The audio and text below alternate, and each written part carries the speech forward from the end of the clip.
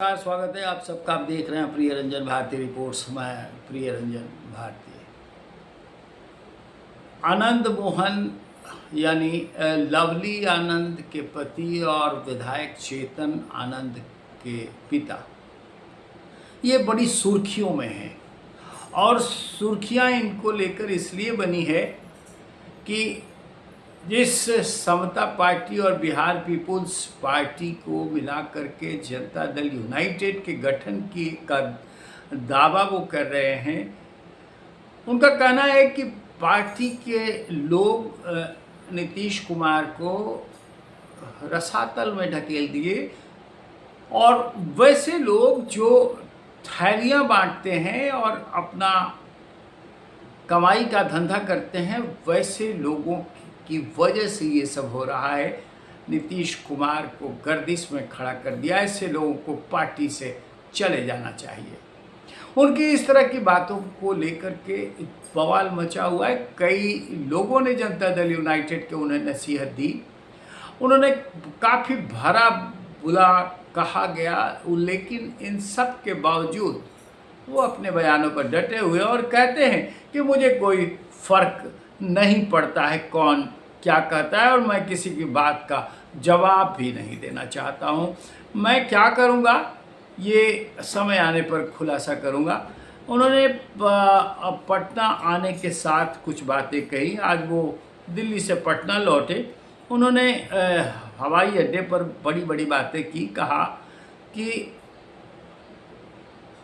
उन्होंने दिल्ली से लौटने के बाद साफ शब्दों में कह दिया कि जदयू के कुछ नेता प्रतिक्रिया दे रहे हैं तो भौंकने वाले भौंकते रहेंगे, हमें कोई फ़र्क नहीं पड़ता और हम हर वैसे के भौंकने का जवाब आनंद मोहन कभी नहीं देता है, ऐसा उन्होंने कहा।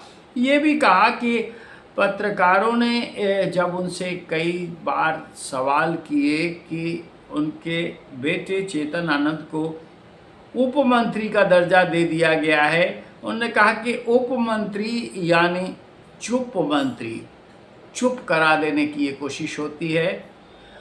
उन्होंने एक बड़े करारे शब्दों में ठोक करके जवाब दिया और कहा कि वक्त आने पर हम बताएंगे आसमां, हम अभी से क्या बताएं, हमारे दिल में क्या है।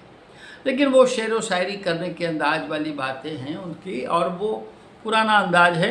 लेकिन वो कहते हैं पिछले दिनों सीतामढ़ी में कार्यक्रम के दौरान जदयू के खिलाफ, जनता दल यूनाइटेड के खिलाफ मोर्चा खोला था।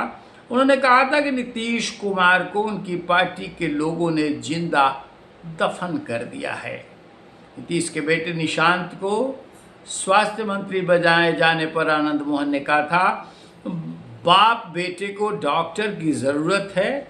ये चंडाल चौकड़ी ने जदयू को बर्बाद कर दिया।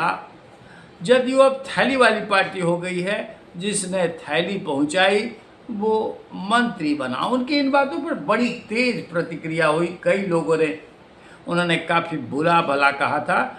लेकिन अब बात कुछ वहाँ से आगे भी बढ़ चुकी है। आनंद मोहन कहते हैं कि हमें कोई फ़र्क नहीं पड़ता है।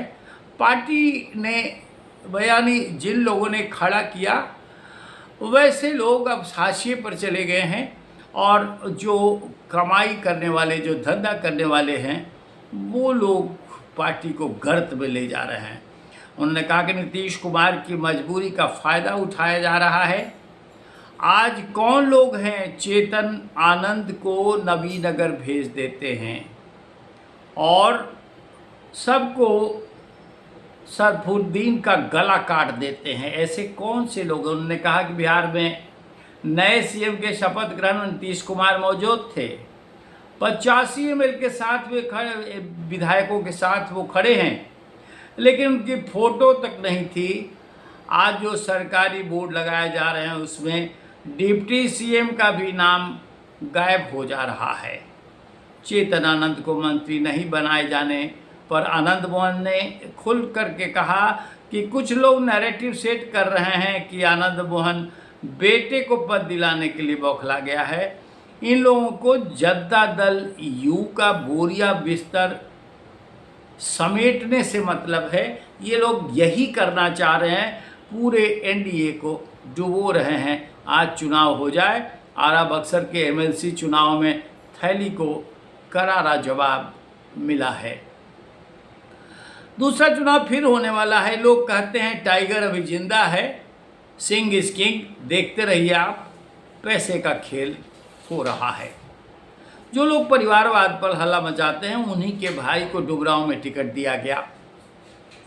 आनंद मोहन ने कहा कि उन्हें किसी पद या नुकसान की चिंता नहीं है, वे सिर्फ सच बोलते हैं और सच बोलने आए हैं। आनंद मोहन की बयानबाजी के बाद अब तेजी से सत्ता राजनीति ने करवट बदली है। आनंद मोहन के इस बयानों को पिछले आलोचना के बाद राज्य स्तरीय कार्यक्रम कार्यान्वयन समिति का पुनर्गठन किया गया। इसमें उनके बेटे चेतन आनंद को जगह भी दी गई। चेतन आनंद शुरुआत में मुख्यमंत्री नीतीश कुमार के बेटे नीतीश कुमार की कोर टीम में शामिल थे। कयास लग रहे थे कि उन्हें कैबिनेट में शामिल किया जा सकता है, लेकिन ऐसा नहीं होने से उपजी राजनीतिक तलखी को दूर करने के लिए अब सम्राट ने, यानी मुख्यमंत्री सम्राट चौधरी ने चेतन आनंद को इस बड़ी समिति में सेट कर राजनीतिक संतुलन साधने का प्रयास किया है।